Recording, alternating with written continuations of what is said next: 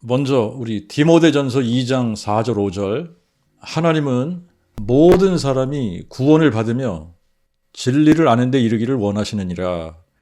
하나님이 한 분이시요 또 하나님과 사람 사이의 중보자도 한 분이시니 곧 사람이신 그리스도 예수시라.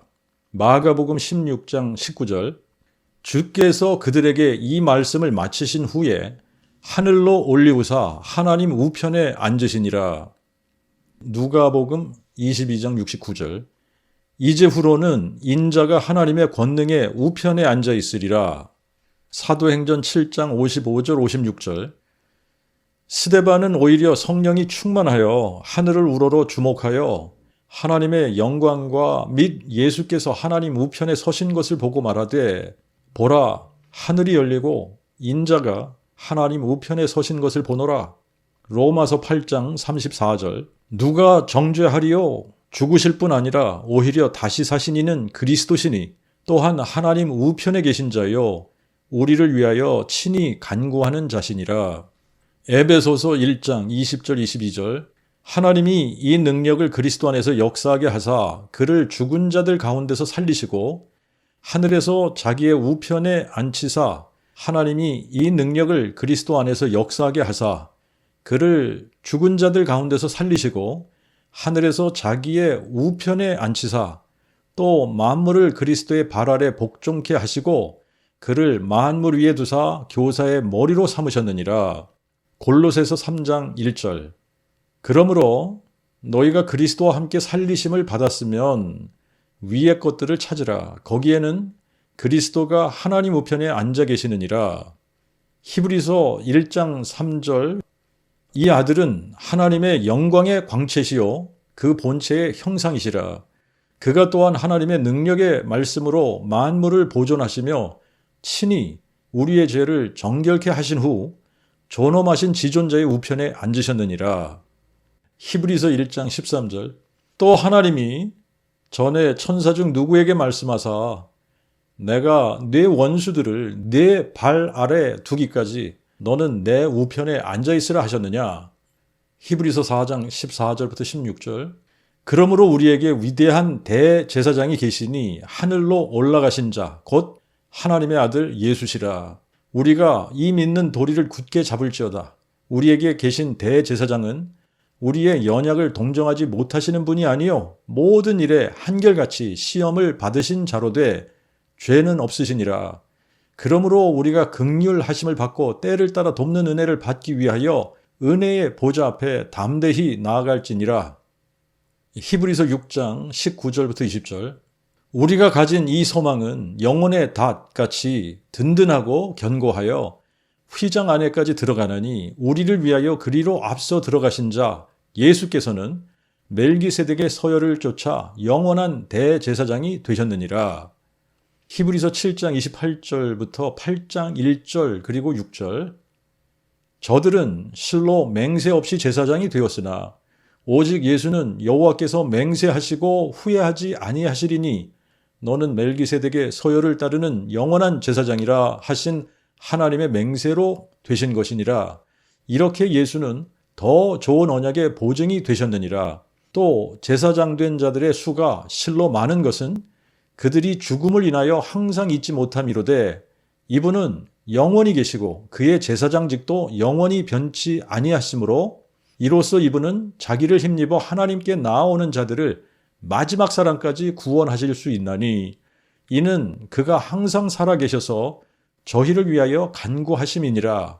이러한 대제사장은 우리에게 합당하니 곧 거룩하시고 순결하시며 더러움이 없으시고 죄인에게서 성별되시고 하늘보다 높이 되신 자라. 이분은 저 대제사장들처럼 먼저 자기 죄를 위하고 다음에 백성의 죄를 위하여 날마다 제물을 드릴 필요가 없으시니 이는 그가 단번에 자신을 들여 이 속죄를 이루셨음이니라.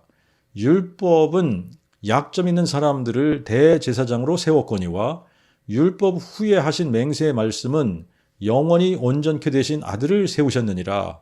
이제 우리가 말한 것들의 요점은 곧 이러한 대제사장이 우리에게 있는 것이라. 그가 하늘에서 존엄의 보좌 우편에 앉으셨으니 그러나 이제 이분은 더욱 뛰어난 직분을 받으사 더욱더 좋은 약속으로 세우신 더 좋은 언약의 중보자가 되었느니라. 히브리서 9장 23절 24절. 그러므로 하늘에 있는 것들의 모형도 이것들로 정결케 할 필요가 있으나 하늘에 있는 것들 자체는 이것들보다 더 좋은 제물로 해야 할지니라. 그리하여 이 그리스도는 참된 것들의 단순한 모형인 손으로 만든 성소에 들어가지 아니하시고 오직 하늘 그 자체에 들어가사 이제 우리를 위하여 하나님 앞에 나타나셨느니라. 히브리서 10장 12절부터 13절 그리고 19절부터 20절. 그러나 그리스도는 죄를 인한 영원한 제사를 한 번에 드리시고 하나님의 우편에 앉으사 그 후로는 자기 원수들을 그 발 아래 두실 때까지 기다리시나니 그러므로 형제들아 우리가 예수의 피를 힘입어 지성소에 들어갈 담력을 얻었나니 이 길은 우리를 위하여 휘장 가운데로 열어놓으신 새롭고 산 길이요 이 휘장은 곧 그리스도의 육체니라. 히브리서 12장 2절. 우리 믿음의 창시자여 완성자이신 예수를 바라보자. 저는 자기 앞에 있는 기쁨을 위하여 십자가를 참으사 수치를 개의치 아니하시더니 하나님 보좌 우편에 앉으셨느니라. 베드로전서 3장 22절. 이 그리스도가 하늘에 오르사 하나님의 우편에 계시니 천사들과 권세들과 능력들이 저에게 복종하느니라. 그리고 요한복음 8장 24절, 25절, 28절, 58절. 내가 너희에게 말하여 너희는 너희 죄 가운데서 죽으리라 하여노라. 너희가 만일 내가 그인 줄 믿지 아니하면 너희가 너희 죄 가운데서 죽으리라. 이에 저희가 예수께 묻기를 뇌가 누구냐 하니 예수께서 다시 그들에게 이르시되 나는 처음부터 너희에게 말하여 온 자니라. 이에 예수께서 그들에게 이르시되 너희는 인자를 든 후에 비로소 내가 그인 줄 너희가 알고 또 내가 아무것도 스스로 하지 아니하고 오직 내 아버지께서 가르치신 대로 내가 이런 것을 말하는 줄도 알리라. 예수께서 그들에게 이르시되 진실로 진실로 내가 너희에게 이르노니 아브라함이 나기 전에 내가 있느니라. 나는 이니라. 그리고 요한계시록 1장 8절, 11절, 17, 18절, 2장 8절, 22장 13절, 그리고 20장 16절 이렇게 읽겠습니다. 주께서 이르시되 나는 알파와 오메가 곧 처음과 나중이라. 이제도 있고 전에도 있었고 장차 올 자요 전능자라 하시니라. 나는 알파와 오메가 곧 처음과 나중이라. 너 보는 것을 책에 써서 아시아에 있는 7교회 곧 에베소, 서머나, 버가모, 두아디라, 사데, 빌라델피아, 라오디게아 교회에 보내라 하시기로 내가 그를 볼 때에 그의 발 앞에 엎드려져 죽은 자 같이 되매 그가 오른손을 내게 얹고 내게 이르시되 두려워 말라. 나는 처음이요 나중이니 곧 산자라. 그러나 내가 죽었었노라. 보라 내가 진실로 세세 무궁토록 살아있어 음부와 사망의 열쇠를 가지고 있나니 서머나 교회 사자에게 편지하기를 처음과 나중이여 죽었다가 살아나시니가 이같이 말씀하시되 나는 알파와 오메가요 처음과 나중이요 시작과 끝이라. 나 예수는 내 천사를 보내어 교회들을 위하여 이것들을 너희에게 증거하게 하였노라. 나는 다윗의 뿌리요 자손이니 곧 광명한 새벽별이니라.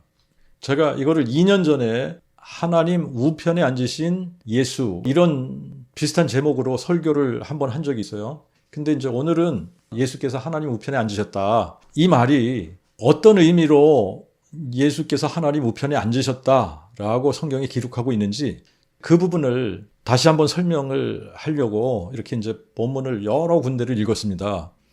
사람들이 그 복음을 깨닫지 못하면 예수님이 하나님의 그 아들이시라는 말이 무슨 말인지를 몰라요.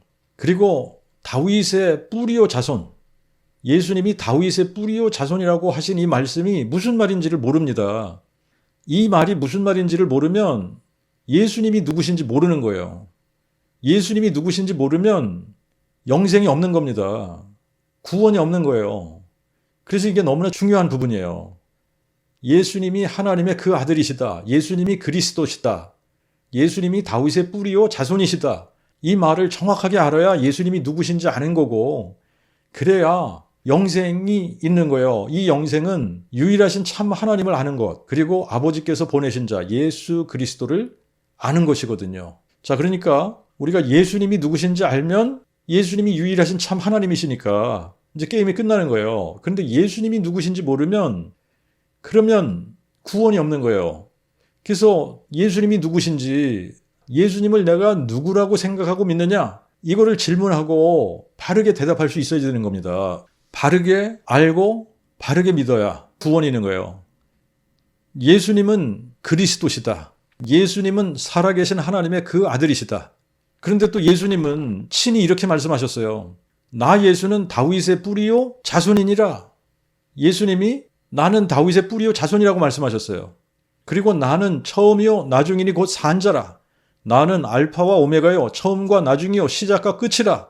나는 알파와 오메가 곧 처음과 나중이라. 이제도 있고 전에도 있었고 장차 올 자요 전능자라. 나는 부활이요 생명이라. 너희가 만일 내가 그인 줄 믿지 아니하면 너희가 너희 죄 가운데서 죽으리라. 나는 처음부터 너희에게 말하여 온 자니라. 진실로 진실로 내가 너희에게 이르노니 아브라함이 나기 전에 나는 I am 이니라. 이게 다 예수님께서 내가 여호와니라 이렇게 말씀하시는 거예요. 내가 그니라. 예수님은 여호와 하나님이 사람 되시면서 하나님의 그 아들이 되셨고 그리스도가 되셨고 다윗의 뿌리가 다윗의 자손 되셨고 그래서 다윗의 뿌리요 자손이신 겁니다. 그러므로 하나님의 그 아들이라는 말은 여호와 하나님이 사람 되신 분이라는 말이고 그리스도라는 말은 다윗의 뿌리가 다윗의 자손 되신 분이라는 말이에요.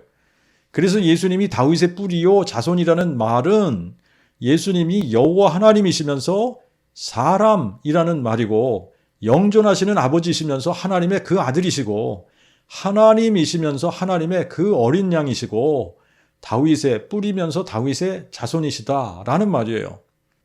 이사야 59장 16절 그리고 63장 5절 말씀에 의하면 자기 팔로 구원을 베푸시고 그랬는데 영어로는 His arm brought salvation to him. 그리고 내 팔이 나를 구원하며 이렇게 우리 성경은 번역을 했는데 Mine own arm brought salvation to me. 여호와 하나님이 자기 팔로 자기에게 구원을 가져오기 위해 사람이 되셨다는 거예요. 그러므로 여호와 하나님이 사람 되신 적이 없다면 예수 그리스도는 존재하지 않는 겁니다. 여호와 하나님이 사람 되시면서 하나님의 그 아들이 되셨고 다윗의 자손이 되신 겁니다. 창세기부터 계시록까지 하나님은 홀로 한 분 여호와세요. 여호와 외에는 신이 없고 여호와와 함께하는 신도 없습니다. 여호와께서 하늘과 땅을 창조하실 때에도 홀로 하셨고 함께하는 신이 없었다고 기록하고 있어요. 그렇기 때문에 구약에서도 신약에서도 하늘의 보좌는 하나밖에 없어요. 그리고 그 보좌에 앉으신 분이 여호와 하나님이십니다. 그렇다면 왜 신약 성경에는 오늘 우리가 성경 구절을 읽은 것처럼 예수께서 하나님의 우편에 앉으셨다는 말씀이 이렇게 많이 있는 것일까? 예수님이 하나님 우편에 앉으셨다라는 이 표현 때문에 그 복음을 잘 이해하지 못하는 사람들이 있는 것 같아요. 그래서 이제 오늘은 예수님께서 하나님 우편에 앉으셨다라는 말이 무슨 말인지 이 부분을 좀 살펴보겠습니다. 복음서에는 마가복음 16장 19절 그리고 누가복음 22장 69절에 주께서 그들에게 이 말씀을 마치신 후에 하늘로 올리고사 하나님 우편에 앉으시니라. 이제후로는 인자가 하나님의 권능의 우편에 앉아 있으리라 이렇게 기록을 했어요. 마가도 그렇고 누가도 그렇고 예수님이 하나님 우편에 앉으셨다라고 기록하고 있고 서신서에서도 하나님 우편에 앉으셨다라는 표현을 많이 하고 있습니다. 근데 이 말씀이 예수님께서 문자 그대로 하나님 우편에 어떤 보좌에 앉으셨다는 말일까요? 하나님 우편, 오른쪽, 우편이라는 말의 뜻. 이거를 사전을 찾아보니까 자, 이제 헬라어로는 에카티엔, 덱시온 투 테우 이렇게 표현을 했는데 덱시온 투 테우 그러면 하나님의 오른편, 하나님 우편에 이런 표현이에요. 근데 특이하게 이 덱시온이라는 것이 복수형이에요.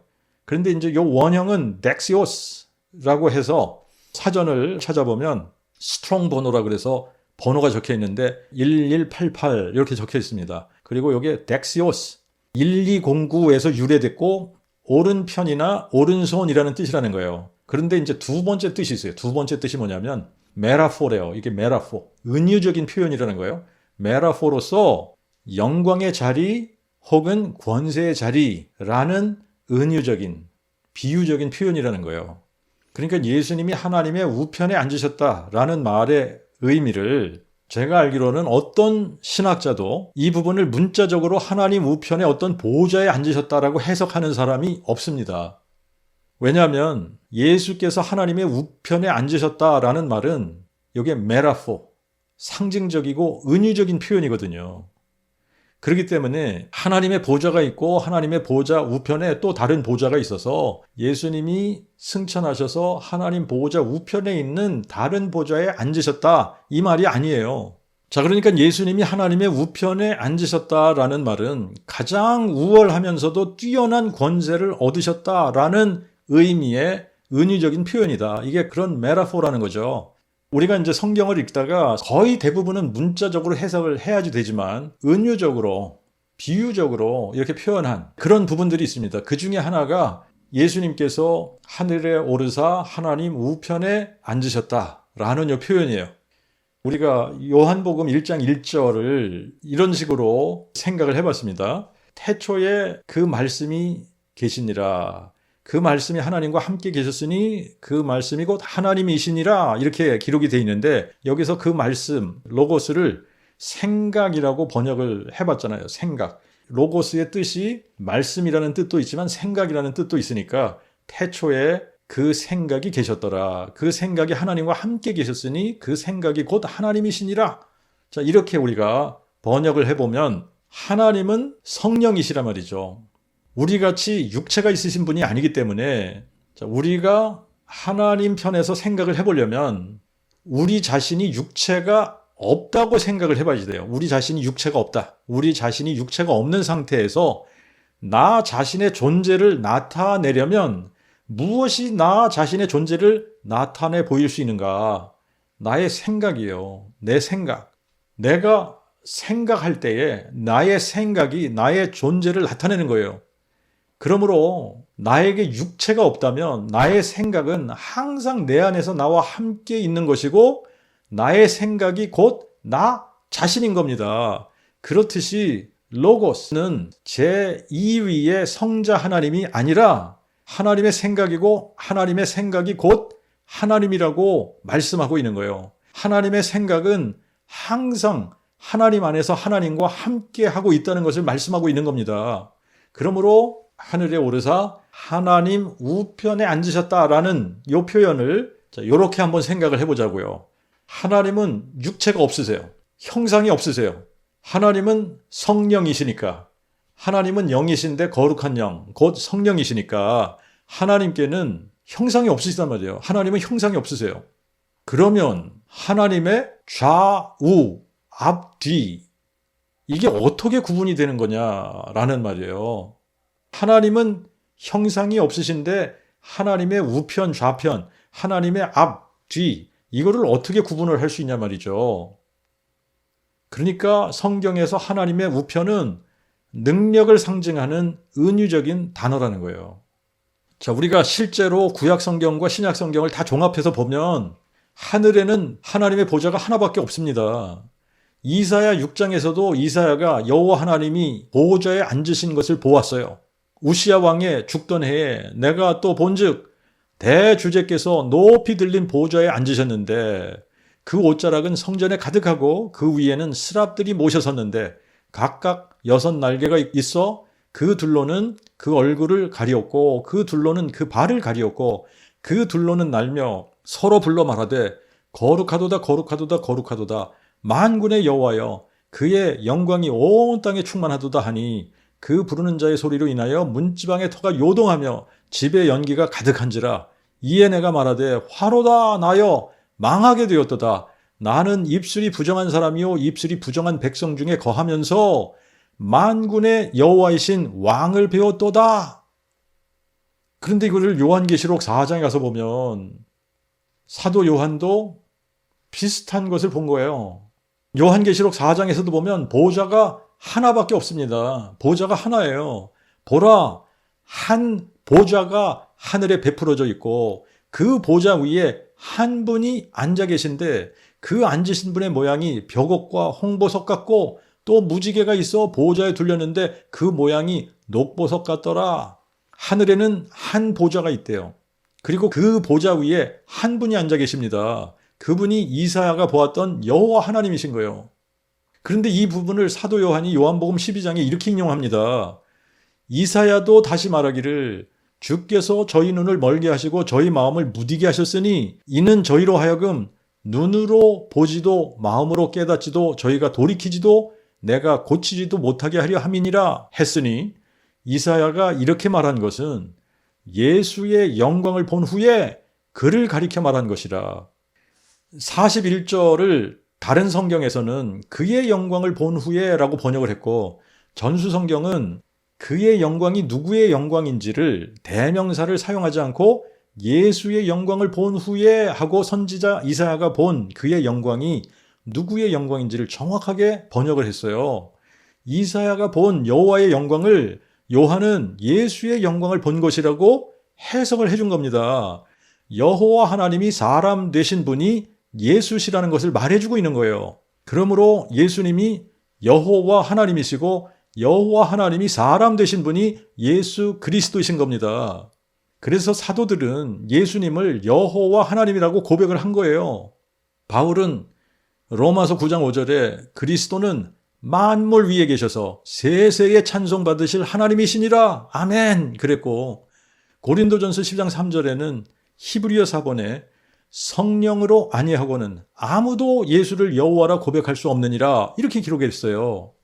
그렇다면 빌립보서 2장 6절 7절에 그는 예수님은 근본 하나님의 본체시나 하나님과 동등됨을 취할 것으로 여기지 아니하시고 오히려 자기를 비워 종의 형체를 가져 사람들과 같이 되셨다. 사람들과 같이 만들어지셨다.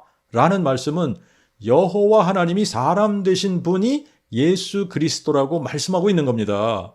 그리고 디모데전서 2장 5절에 하나님이 한 분이시요 또 하나님과 사람 사이의 중보자도 한 분이시니 사람이신 그리스도 예수시라는 말도 하나님이 한 분 여호와신데 여호와 하나님이 하나님과 사람 사이의 중보자가 되기 위해 사람 되신 분이 예수 그리스도라고 말씀하고 있는 겁니다. 또 디모데전서 3장 16절에 크도다 경건의 비밀이요 그렇지 않다 하느니 없도다 하나님이 육신으로 나타난 바 되셨도다 그랬는데 하나님은 한 분 여호와시거든요. 여호와 외에는 신이 없거든요. 여호와와 함께하는 신도 없기 때문에 하나님이 육신으로 나타나신 바 되신 분이 예수 그리스도시라면 예수 그리스도는 여호와 하나님이 사람 되신 분이신 겁니다. 그러므로 하늘의 하나님의 보좌는 하나일 수밖에 없는 거예요. 거기에는 영존하시는 아버지, 전능하신 하나님 여호와께서 영원부터 영원까지 앉아 계시는 겁니다. 그렇다면 예수님이 승천하신 후에 실제로 어디에 앉으셨나요? 요한계시록 3장 21절에는 아버지와 함께 그의 보좌에 앉으셨다고 7장 17절에는 보좌 가운데 어린 양이 계시고 어린 양이 곧 하나님이시라고 기록하고 있습니다. 계시록 4장까지는 어린 양이 없어요. 5장에 가서 갑자기 어린 양이 등장을 하는 거예요. 근데 이 어린 양을 누구라고 기록하고 있느냐 하면 5장 5절에 유다 지파의 사자 다윗의 뿌리라고 가르쳐주고 있습니다. 다윗의 뿌리가 다윗의 자손 되신 분이 하나님의 어린 양이신 예수 그리스도이신 겁니다. 그래서 이때부터는 하나님과 어린 양, 보좌 앞과 어린 양 앞 이런 표현이 나오는 거예요. 뿌리와 자손을 의미하는 거예요. 계시록 21장과 22장 새하늘과 새 땅에서는 하나님과 어린 양이 그 성전이시고 거기에는 해와 달의 비춤이 필요 없는 이유가 하나님의 영광이 성을 비추고 어린 양이 그 성의 등이 되시기 때문이다 라고 기록을 하고 있습니다. 그리고 22장 1절과 3절에는 하나님과 어린 양의 보좌로부터 생명수 강이 흐르고 양편에 생명나무가 있으며 하나님과 어린 양의 보좌가 성 가운데 있다라고 기록하고 있습니다. 그런데 하나님의 보좌와 어린 양의 보좌가 따로따로 있는 것이 아니라 호드로노스 투 테우 카이 투 아르니우 보좌는 그냥 하나만 있는 거예요. 그런데 이 보좌가 누구의 보좌예요? 하나님과 어린 양의 보좌예요. 하나님과 어린 양의 보좌, 다윗의 뿌리와 자손의 보좌, 삼위일체식으로 얘기를 하면 하늘에는 성부, 아버지 하나님의 보좌가 가운데 있고 성자, 아들 하나님의 보좌가 성부 우편에 있고 성령의 보좌가 성부 하나님의 좌편에 있고 이렇게 되는 거 아닙니까? 그런데 성부, 성자, 성령이라는 삼위일체신은 존재하지 않습니다. 세상은 자기의 지혜로 하나님을 알지 못한다고 했는데 삼위일체로는 사람의 지혜로 하나님을 정의 내린 거예요. 세상의 지혜로 하나님의 존재 방식과 본질을 정의한 겁니다. 이거는 있을 수 없는 짓을 인간이 한 거예요. 성경에 계시해 주시고 기록해 주신 대로 하나님을 믿어야지, 성경에 기록하고 계시해 주신 것은 무시해버리고 자기들 멋대로 하나님을 정의 내리고 하나님의 본질과 존재 방식을 정의 내린 것은 하나님 위에 자기들이 있다는 것 아닙니까? 이런 교만이 어디 있는 거예요? 있을 수 없는 일이에요. 예수님은 승천하셔서 하나님 보좌 우편에 앉으신 것이 아니라 하나님의 보좌에 직접 앉으셨다는 겁니다. 왜 그래요? 예수님이 여호와 하나님 자신이시기 때문에. 아버지께서 나를 보내셨다라고 하시면서 그런데 내가 그니라, 내가 나를 보낸 아버지니라, 내가 여호와니라, 내가 그니라를 선포하시면서 내가 너희에게 말하여 너희는 너희 죄 가운데서 죽으리라 하였노라. 너희가 만일 내가 그인 줄 여호와인 줄 믿지 아니하면 너희가 너희 죄 가운데서 죽으리라. 저희가 예수께 묻기를 네가 누구냐 하니 예수께서 다시 그들에게 이르시되 나는 처음부터 너희에게 말하여 온 자 여호와니라. 처음부터 너희에게 말하온 자가 누구예요? 여호와잖아요. 그러니까 내가 여호와니라, 내가 그니라 선포하시는 거예요. 이에 예수께서 그들에게 이르시되 너희는 인자를 든 후에 비로소 내가 그인 줄 여호와인 줄 너희가 알고 또 내가 아무것도 스스로 하지 아니하고 오직 내 아버지께서 가르치신 대로 내가 이런 것을 말하는 줄도 알리라.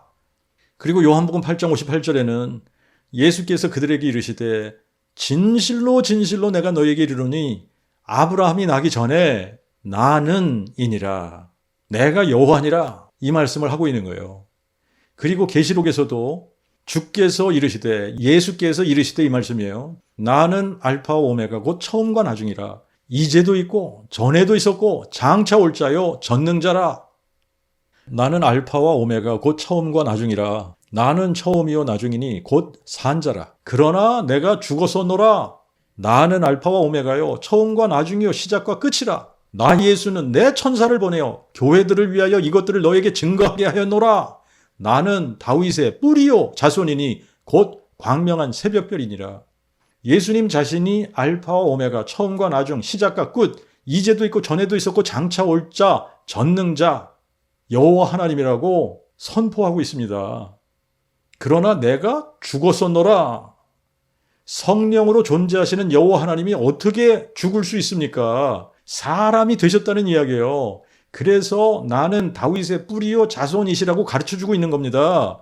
다윗의 뿌리이신 여호와 하나님이 사람 되셔서 우리를 위해 십자가에 죽으시고 장사 지낸 바 되셨다가 성경대로 죽은 지 사흘 만에 부활하신 겁니다.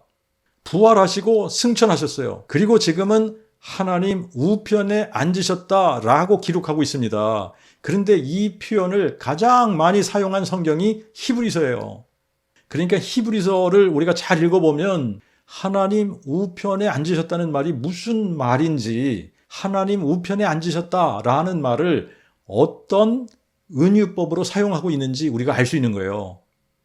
그런데 하나님이 한 분이신 것을 이해하지 못하는 사람들은 예수께서 하나님의 오른편에 앉아서 아버지하고 교제를 나누고 계신다 이런 식으로 생각을 해요. 예수님은 상천하지 홀로 한 분이신 여호와 하나님이세요. 그렇기 때문에 그분이 직접 보좌에 앉으신 거예요. 그래서 그분이 온 세상을 다스리시고 심판하시는 분이십니다. 그러나 아직도 구원받아야지 되는 사람들이 지상에 너무나 많이 있는 거예요.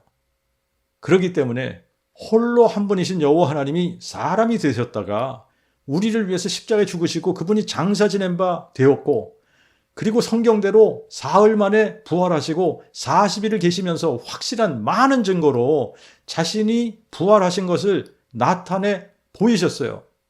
그리고 사람들이 보는 앞에서 하늘로 올리우셨지만 아들로서의 사역을 계속하고 계신 거예요.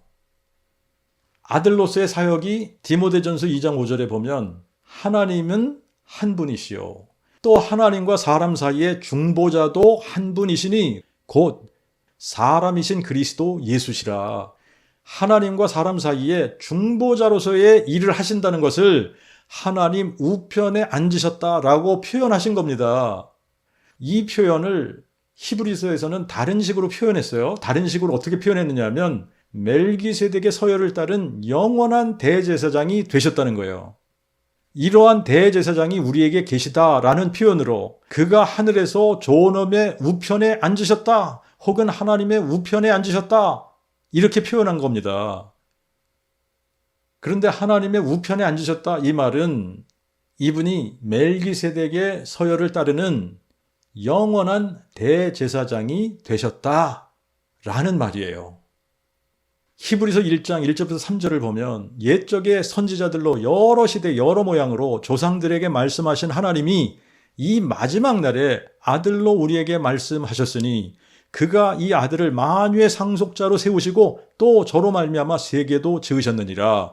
이 아들은 하나님의 영광의 광채시요 그 본체의 형상이시라. 그가 또한 하나님의 능력의 말씀으로 만물을 보존하시며 친히 우리의 죄를 정결케 하신 후 존엄하신 지존자의 우편에 앉으셨느니라.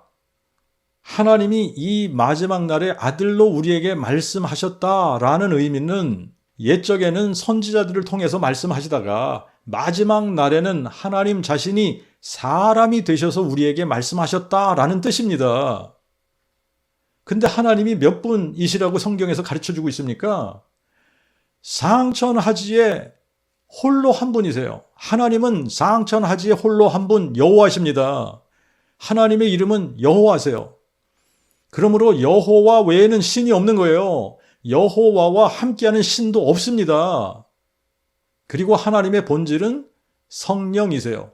그래서 우리가 하나님 이렇게 부를 때도 있고 하나님의 이름 여호와 이름으로 여호와라고 하나님의 이름을 부를 때가 있고 성령이라고 하나님의 본질을 부를 때도 있는 겁니다. 그런데 동일한 한 분 하나님을 부르는 거예요. 우리가 하나님의 이름을 부를 때도 있고 본질로 부르기도 하고 그냥 하나님하고 부르기도 하지만 어떻게 부르든 상천하지에 홀로 한 분 여호와 하나님을 가리키는 말들이에요. 여호와 하나님의 본질이 성령이시기 때문에 혈과 육으로 존재하는 사람이 하나님을 볼 수도 없고 하나님의 말씀을 들을 수도 없는 겁니다. 그래서 하나님께서는 선지자를 통해서 우리에게 말씀하시다가 이 마지막 날에 하나님 자신이 사람이 되셔서 아들로 하나님의 그 아들로 우리에게 말씀하신 거예요. 하나님의 아들로 우리에게 보이시고 하나님의 아들로 우리에게 말씀하신 겁니다. 이 아들의 실체를 보면 이 아들은 하나님의 영광의 광채시고 그 본체의 형상이시라고 기록하고 있습니다.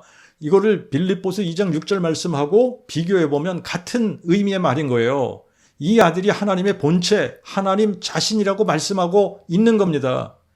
하나님의 본체시고 하나님 자신인데 우리의 죄를 정결케 하시기 위해 사람이 되셨다는 거예요. 근데 우리의 죄를 어떻게 정결케 하셨습니까? 하나님이 사람 되셔서 사람 되신 예수 그리스도의 몸 안에 여호와 하나님 자신이 거하시게 되면 예수님의 몸이 뭐가 되는 거냐면 성전이 되는 거예요. 성전. 그래서 예수님의 몸을 성전 삼으시고 또 예수님의 몸이 흠없는 속죄 제물 하나님의 그 어린 양이 되시고 또 예수님 자신이 멜기세덱의 서열을 따르는 대제사장이 되셔서 우리의 죄를 인하여 십자가에 죽으시고 장사 지낸 바 되셨다가 성경대로 사흘 만에 부활하셔서 완전한 속죄의 제사를 단번에 드리심으로 마귀를 멸하시고 사망을 삼키시고 승리하셔서 사망을 영원히 패하신 겁니다. 그래서 다윗의 씨로 죽은 자 가운데서 부활하신 예수 그리스도를 다윗의 뿌리요 자손으로 여호와 하나님이 사람 되신 분으로 마음에 믿고 여호와의 이름을 부르는 모든 사람들을 구원하시고 영원한 생명을 주신다고 약속하신 겁니다. 여호와 하나님이 사람 되셔서 우리를 위해 죽고 부활하심으로 마귀를 멸하시고 사망을 패하실 것을 창세기 3장 15절부터 약속해 주셨어요. 그리고 창세기 22장에는 모리아산에서 보이실 여호와로 사무엘하 7장, 이사야 9장 7절에는 다윗의 보좌에 영원히 앉으실 분으로, 그리고 이사야 7장 14절과 9장 6절에는 처녀의 몸을 통해 한 아기로 한 아들로 주신 바 되실 것을 약속하셨는데, 그분이 누구냐? 바로 기묘자 모사이시고 전능하신 하나님이시고 우리의 영존하신 아버지시며 평강의 왕이시라고 가르쳐 주신 겁니다.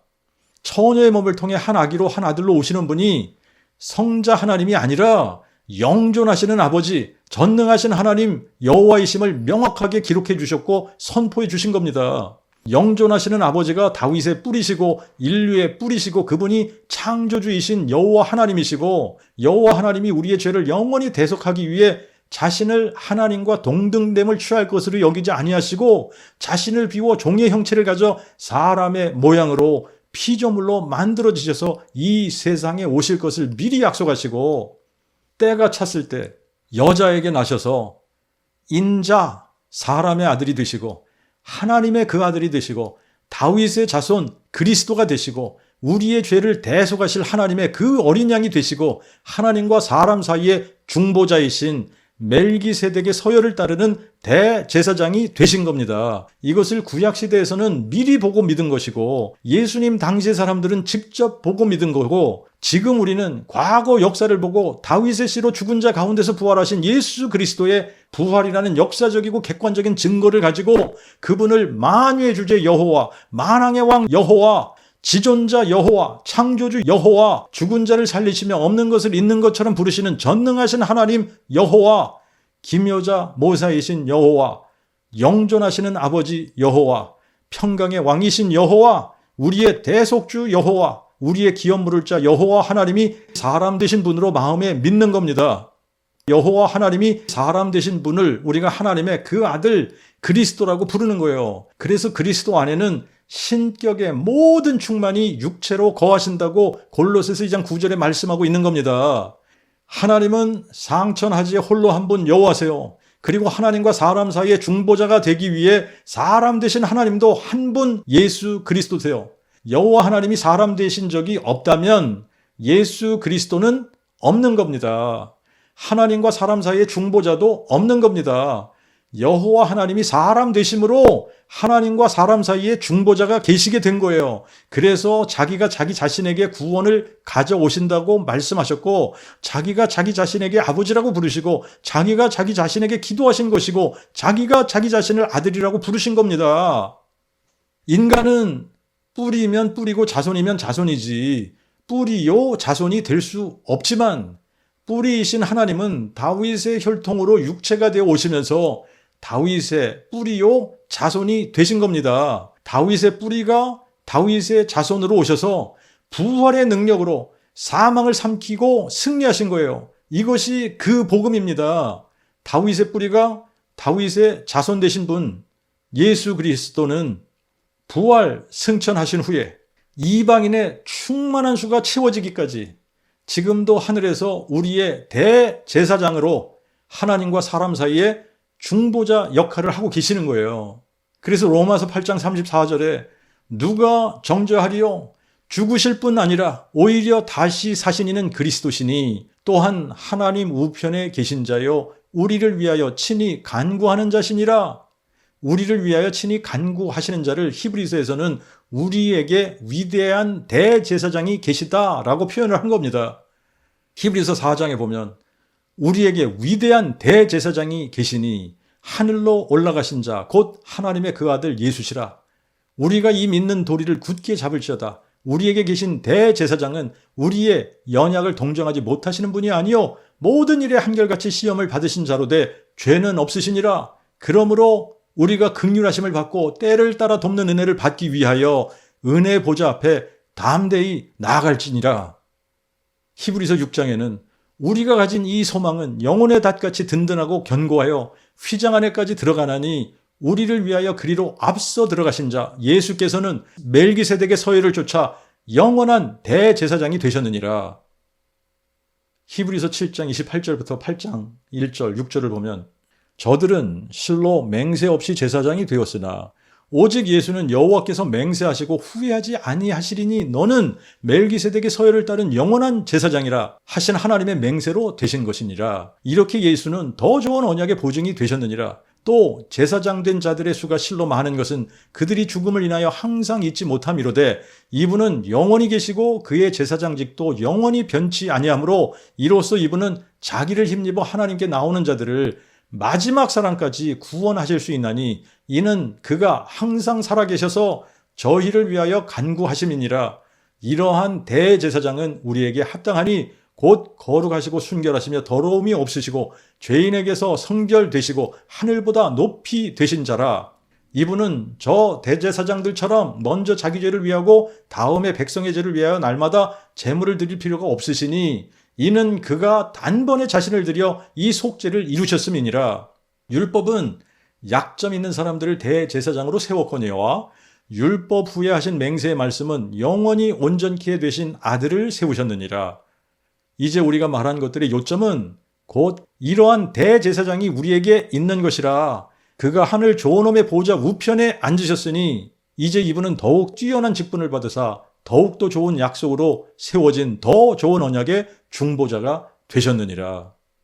히브리서의 요점이 이거래잖아요. 히브리서의 요점이 이러한 대제사장이 우리에게 있는 것이라. 그가 하늘에 좋은 보좌 우편에 앉으셨으니 이분은 더욱 뛰어난 직분을 받으사 더욱더 좋은 약속으로 세워진 더 좋은 언약의 중보자가 되셨다. 자, 그러니까 이 히브리서를 우리가 이렇게 쭉 읽어서 종합을 해보면 예수님이 하나님 우편에 앉으셨다라는 말의 뜻이 그분이 지금도 멜기세덱의 서열을 따르는 영원한 대제사장이 되셔서 하나님과 사람 사이에 중보자가 되셨다. 하나님과 사람 사이에 중보자의 일을 하고 계신다.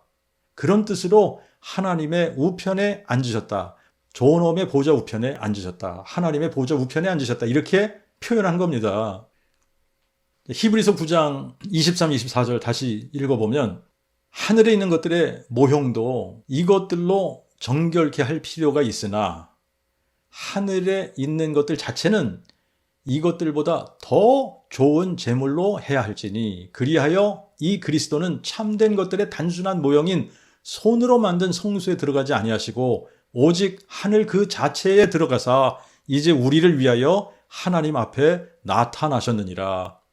그리고 히브리서 10장 12절, 13절, 19절, 20절을 보면 그러나 그리스도는 죄를 인한 영원한 제사를 한 번에 드리시고 하나님 우편에 앉으사 그 후로는 자기 원수들을 그 발 아래 두실 때까지 기다리시나니 그러므로 형제들아 우리가 예수의 피를 힘입어 지성소에 들어갈 담력을 얻었나니 이 길은 우리를 위하여 휘장 가운데로 열어놓으신 새롭고 산 길이요 이 휘장은 곧 그리스도의 육체니라. 그러니까 성소와 지성소를 가르고 있는 그 휘장이 그리스도의 육체를 비유한 것이다라는 거죠. 그래서 히브리서 12장 2절에 보면 우리 믿음의 창시자시요 완성자이신 예수를 바라보자. 저는 자기 앞에 있는 기쁨을 위하여 십자가를 참으사 수치를 개의치 아니하시더니 하나님의 보좌 우편에 앉으셨느니라. 예수님이 하나님 보좌 우편에 앉으셨다라는 이 표현은 예수님이 지금도 하나님과 사람 사이에 중보자 역할을 하신다. 우리를 하여금 예수의 피를 힘입어 지성소에 들어갈 담력을 얻고 긍휼하심을 받고 때를 따라 돕는 은혜를 받고 은혜의 보좌 앞에 담대히 나아갈 수 있게 하기 위해서 멜기세덱의 서열을 따르는 대제사장으로 세시면서 우리의 중보자가 되셨다라는 의미로 하나님 보좌 우편에 앉으셨다라는 표현을 하시는 겁니다. 그뿐만이 아니라 예수님이 육체로 지상에 계시는 동안에는 하나님의 영이신 성령께서는 예수님의 육체 안에만 거하셨기 때문에 각 사람의 마음에 거하실 수 없었던 거예요. 그래서 예수님은 요한복음 14장 6절에 내가 아버지께 구하리니 아버지께서 다른 보혜사를 너에게 주사 그로 영원토록 너희와 함께 계시게 하시리라 말씀을 하셨는데 예수 그리스도 역시 우리를 돕는 보혜사로 오셨다는 말씀입니다. 그런데 예수님이 세상에 계속 계시면 그분이 육체로 계시기 때문에 각 사람에게 그분이 임하실 수 없는 거예요. 그래서 요한복음 16장 7절에 이렇게 말씀하신 거예요. 내가 떠나는 것이 너희에게는 유익이라. 이는 내가 떠나지 아니하면 보혜사가 너에게 오시지 아니할 터이나 내가 가면 내가 그를 너에게로 보내리니 이렇게 말씀하신 것은 예수님이 승천하시면 그분이 성령으로 다시 오셔서 우리의 보혜사가 되실 것이라는 말씀을 하신 겁니다. 예수님이 육체가 아닌 성령으로 다시 오시어야 우리 각 사람 안에 들어오실 수 있거든요. 그래서 우리를 돕기 때문에 그래서 여기서 다른 보혜사라고 표현을 하신 겁니다. 그분이 처음에는 육체로 오셔서 우리를 돕는 보혜사였는데 이제 다른 보혜사를 보내신다는 것은 육체가 아닌 성령으로 오셔서 우리를 돕는 역할을 하신다는 거예요. 그래서 다른 보혜사라고 표현을 하신 겁니다. 하나님의 이름은 여호와시고 하나님의 본질은 성령이세요. 하나님은 영이신데 거룩한 영, 곧 성령이십니다. 그러므로 하나님의 영, 여호와의 영, 그리스도의 영 다 성령이세요. 하나님의 영이 여호와의 영이시고 여호와의 영이 그리스도의 몸 안에 거하시기 때문에 동일한 성령이신 거예요. 성령이 예수님의 육체 안에 거하신 겁니다. 예수님이 지상에 계시는 동안에는 성령이 예수님의 몸 안에만 계셨어요. 예수님이 부활하셔서 승천하시게 되면 예수님이 육체로 우리에게 다시 오시는 것이 아니라 성령으로 다시 오시는 거예요. 자, 이거를 재림이라고 얘기하지 않습니다. 예수님의 재림은 그분이 부활체로 다시 오시는 것을 재림이라고 얘기하는 거예요. 어떤 분들은 예수님이 성령으로 다시 오셨잖아요. 그러니까 예수님이 재림하신 겁니다. 이렇게 우겨대는 사람들도 있긴 있는데, 자, 이거를 재림이라고 하지 않아요. 예수님이 재림하시는 거는 예수님께서 부활체로 다시 오시는 겁니다. 그래서 예수님이 부활체로 다시 오시면서 어떻게 해요? 그리스도 안에 있는 사람들을 전부 부활시키시는 거예요. 그게 재림이에요. 그런데 오순절에는 예수님께서 성령으로 다시 오신 겁니다. 성령이 성부와 성자 외에 제3위의 하나님이 아니라 여호와 하나님의 본질이 영이신데 거룩한 영, 곧 성령이신 거예요. 그래서 요한복음 4장 24절에 하나님은 영이시니 라고 할 때 영이 대문자 푸네오마, 대문자예요. 대문자. 그래서 모든 영과 구별되는 거룩한 영, 성령이신 겁니다. 그래서 부활하신 예수님이 승천하시고 성령으로 다시 오셔서 다윗의 씨로 죽은 자 가운데서 부활하신 예수 그리스도를 다윗의 뿌리요 자손으로 여호와 하나님이 사람 되어 오신 분이심을 마음에 믿는 모든 사람을 구원하시고 그들의 마음속에 임하셔서 세상 끝날까지 항상 함께 하실 수 있게 되신 겁니다. 다윗의 씨로 죽은 자 가운데서 부활하신 예수 그리스도가 누구십니까? 태초에 하늘과 땅을 창조하신 여호와 하나님이세요. 다윗의 씨로 죽은 자 가운데서 부활하신 예수 그리스도가 누구십니까? 뱀의 머리를 박살내신 여자의 후손이세요. 다윗의 씨로 죽은 자 가운데서 부활하신 예수 그리스도는 아브라함의 씨로 오셔서 만민에게 복을 주시는 분이세요. 다윗의 씨로 죽은 자 가운데서 부활하신 예수 그리스도는 다윗의 자손으로 오셔서 부활로 마귀를 멸하시고 생명과 죽지 아니함을 보여주시고 다윗의 보좌에 앉아 공평과 정의로 세상을 다스리실 만유의 왕, 만유의 주제이십니다. 다윗의 씨로 죽은 자 가운데서 부활하신 예수 그리스도는 처녀의 몸에 잉태되어 한 아들로 세상에 오신 임마누엘, 우리와 함께 하시는 여호와 하나님이세요. 다윗의 씨로 죽은 자 가운데서 부활하신 예수 그리스도는 한 아기로 나시고 한 아들로 주신 바 되신 기묘자 모사이시고 전능하신 하나님이시고 영존하신 아버지시며 평강의 왕이시고 다윗의 뿌리이신 여호와 하나님이십니다. 다윗의 씨로 죽은 자 가운데서 부활하신 예수 그리스도는 하늘과 땅의 소유주이신 지존자 하나님 여호와십니다. 다윗의 씨로 죽은 자 가운데서 부활하신 예수 그리스도는 우리의 대속주이시고 우리의 친족이 되신 우리의 기업 물을 자세요. 다윗의 씨로 죽은 자 가운데서 부활하신 예수 그리스도는 세상 죄를 없이 하려고 친히 하나님의 그 어린 양이 되신 여호와 하나님이세요. 다윗의 씨로 죽은 자 가운데서 부활하신 예수 그리스도는 자녀들이 혈과 육에 참여하기 때문에 자신도 또한 같은 모양으로 혈과 육으로 참여하셔서 사망의 권세 잡은 자 마귀를 멸하시고 죽음을 무서워하여 평생 동안 매어 종노릇하는 자녀들을 놓아주시려고 친히 혈과 육에 참여하신 여호와 하나님이십니다. 다윗의 씨로 죽은 자 가운데서 부활하신 예수 그리스도는 근본 하나님의 본체시나 하나님과 동등됨을 취할 것으로 여기지 아니하시고 자기를 비워 종의 형체를 가져 사람들과 같이 피조물로 만들어지신 우리의 창조주 여호와 하나님이십니다.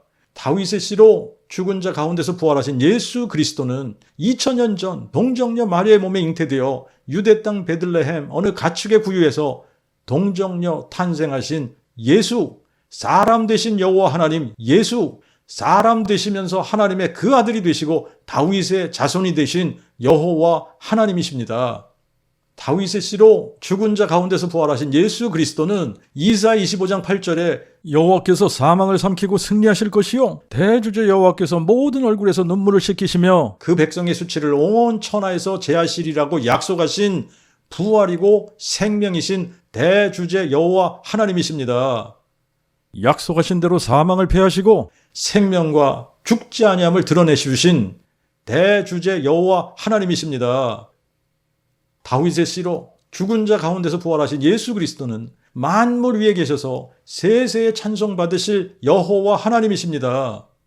다윗의 씨로 죽은 자 가운데서 부활하신 예수 그리스도는 한 분 하나님이시면서 하나님과 사람 사이에 중보자가 되기 위해 사람 되신 예수 그리스도이십니다.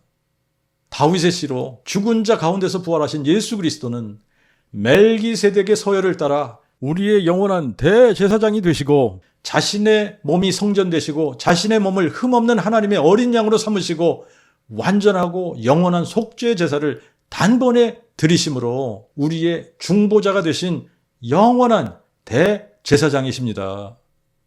다윗의 씨로 죽은 자 가운데서 부활하신 예수 그리스도는 다윗의 뿌리가 다윗의 자손 되신 유일하신 참 하나님 여호와시면서 아버지께서 보내신 자 예수 그리스도이십니다. 그분이 다윗의 뿌리요 자손이시라는 말이에요. 이것이 그 복음의 비밀입니다. 여호와 하나님이 사람 되신 사건, 사람 되실 때에 다윗의 자손으로 오시고 창조주가 피조물이 되신 사건, 대주제 하나님이, 주권자 하나님이, 지존자 하나님이, 전능자 하나님이, 영존하신 아버지가 한 아기로 한 아들로 주신 바 되신 사건, 이것이야말로 신비 중에 신비입니다. 이 크고 놀라운 신비를 또 다른 신비로 증명해 주셨어요. 사람은 다 죽는데 사람 되신 여호와 하나님만이 사망을 삼키고 승리하실 수 있는 겁니다.